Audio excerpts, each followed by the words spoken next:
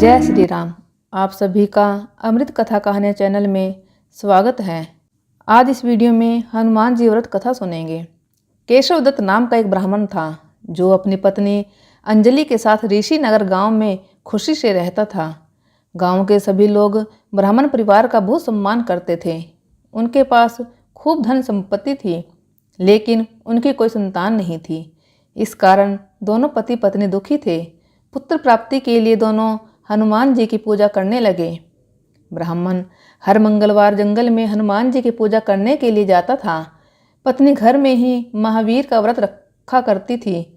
दोनों शाम को बजरंग बली को भोग लगाकर व्रत खोलते थे। ब्राह्मण और उसकी पत्नी को हनुमान जी की पूजा करते करते कई साल बीत गए, लेकिन उन्हें संतान नहीं हुई। एक समय आया जब ब्राह्मण निराश हो गया, परंतु उसने बजरंग बली पर विश्वास नहीं छोड़ा। दोनों पति पत्नी विधिवत व्रत रखते रहे। एक मंगलवार अंजलि हनुमान जी को भोग लगाना भूल गई और दिन ढलने के बाद खुद भी बिना भोजन किए सो गई। उस दिन ब्राह्मण की पत्नी ने प्रण लिया कि वो अब अगले मंगलवार को भोग लगाने के बाद ही अन्न का दाना खाएगी। बिना कुछ खाए पिए किसी तरह से 6 दिन निकल गए। मंगलवार का दिन आया और कमजोरी के चलते वो घर में ही बेहोश हो गई। हनुमान जी अंजलि की निष्ठा देखकर प्रसन्न हो गए। बेहोशी में ही ब्राह्मणी को हनुमान जी ने दर्शन दिए और कहा, पुत्री उठो, तुम हर मंगलवार पूरी निष्ठा के साथ मेरा व्रत करती हो। मैं तुम्हारी भक्ति से बहुत खुश हूँ। इस बात से खुश होकर मैं तुम्हारी मनोकामना पूरी करने का वरदान देता हूँ। तुम्हें पुत्र की प्राप्ति होगी जो तुम्हारा खूब ध्यान रखेगा। इतना कहकर बजरंग बली वहाँ से अंतर्ध्यान हो गए। तभी अंजलि उठी और भोजन तैयार करके उसने सबसे पहले हनुमान जी को भोग लगाया।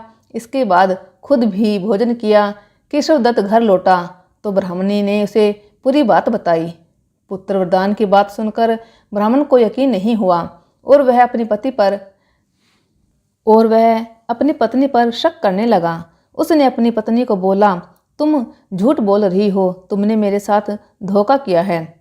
कुछ समय बाद ब्राह्मण के घर एक सुंदर पुत्र का जन्म हुआ। दोनों ने उसका नाम हनुमान जी के नाम पर मंगल प्रसाद रखा। ब्राह्मण को हमेशा यही लगता था कि उसकी पत्नी ने उसे झूठी कहानी सुनाई और उसके साथ छल किया है। यह सोचकर वो बच्चे को मारने की साजिश रचने लगा। एक दिन मौका देखकर ब्राह्मण कुएं पर नहाने जाते समय बच्चे को अपने साथ ले गया। वहाँ उसने बच्चे को कुएं में फेंक दिया। ब्राह्मण के घर लौटने पर पत्नी ने उससे पूछा, मंगल कहाँ रह गया? वो भी तो आपके साथ गया था। पत्नी के सवाल सुनकर ब्राह्मण पहले थोड़ा घबराया और फिर बोला कि मंगल उसके साथ नहीं था। तभी पीछे से मंगल मुस्कुराते हुए सामने आया। यह देखकर ब्राह्मण दंग रह गया।